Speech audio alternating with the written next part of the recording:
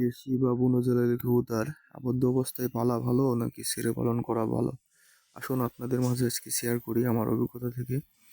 সেটা হচ্ছে, প্রথমে আবদ্ধ অবস্থার কথা বলি। আবদ্ধ অবস্থায় পালন করতে গেলে আপনি একটা বিপদের সম্মুখীন হতে পারেন। সেটা হচ্ছে, কবুতরের আবদ্ধ অবস্থায় রাখলে ডিম বাচ্চা করবে না, কম করতে পারে।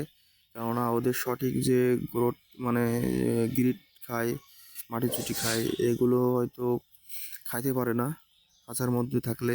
এজন্য ডিম বাচ্চাটা একটু কম করতে পারে।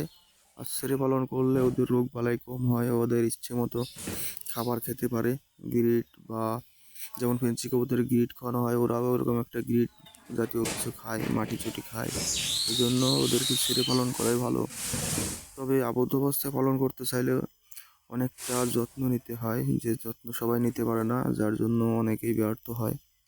তবে আমার হিসেবে দেশি বা বুনো জ্বালানি কবুতর আবদ্ধ অবস্থায় না পালন করে ওরা ছেড়ে মানে খাবার মাঠ থেকে খেতে পছন্দ করে, ওদেরকে ওদের মতো পালন করলেই ওদের থেকে বেশি ডিম বাচ্চা পাওয়া যেতে পারে।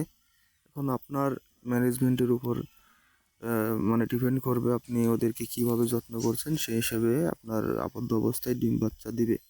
আশা করি বুঝতে পারছেন। ভালো থাকবেন সবাই।